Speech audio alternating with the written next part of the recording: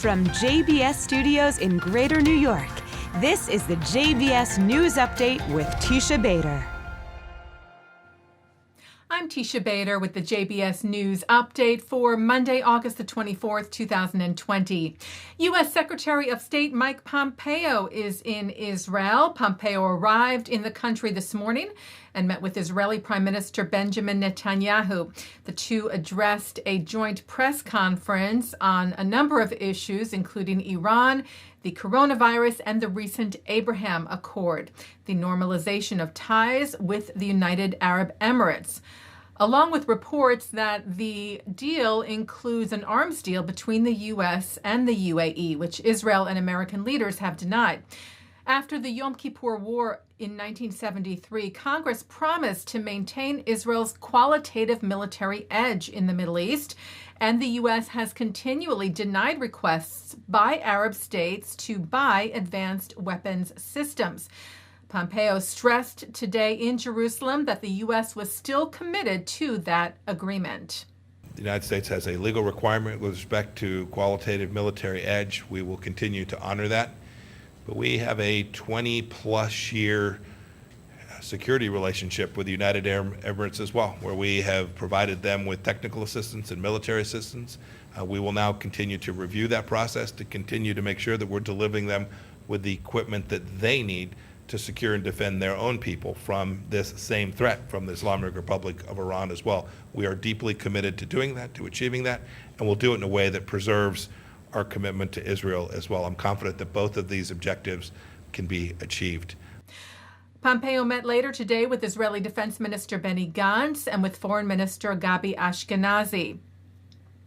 The Secretary of State will visit Sudan next and then Bahrain before heading for talks in Dubai with UAE Foreign Minister Abdullah bin Zayed Al Nahyan on the historic agreement with Israel, as well as other regional issues.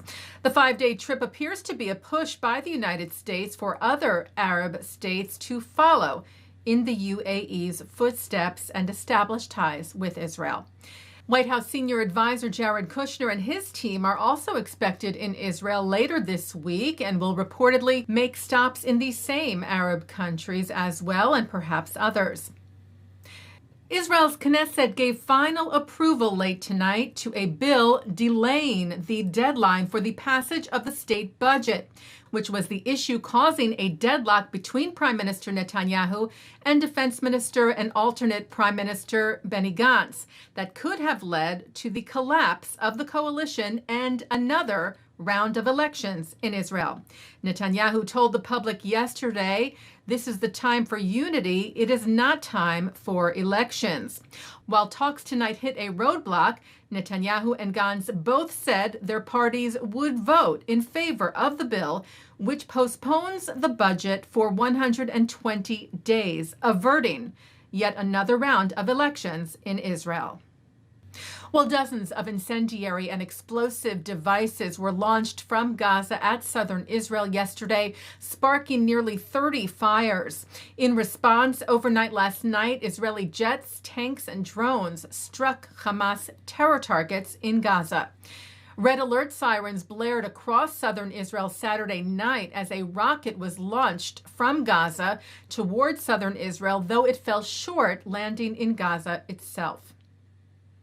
We reported to you last week about anti-Semitic graffiti found on the Graz synagogue in Austria. Well, the president of the Jewish community there, Eli Rosen, came under attack Saturday night by a man he said resembles the suspect seen on surveillance videos of that incident, as well as another incident this past Friday night when someone threw pieces of concrete against the synagogue building, breaking a window. On Saturday night, Rosen was driving near the synagogue when he passed a man on a bicycle who was holding a rock. Rosen got out of his car to ask the man what he was doing there, and the man came at him with a wooden bat. Rosen got back in his car, locked the doors, and the man hit the car with the bat several times and then fled the scene. He was found, though, later and arrested today. Austrian President Alexander Van der Bellen condemned the incident, saying that anti-Semitism has no place in our society. Austrian Interior Minister Karl Nehammer said there would be increased surveillance of all Jewish institutions in Austria. He also invited Jewish leaders to a meeting this week. President of Austria's Jewish religious community, Oscar Deutsch, told Austrian media that an attack on one member is an attack against Austria. He said the best response to anti-Semitism is to celebrate Jewish life and culture. We will not be intimidated.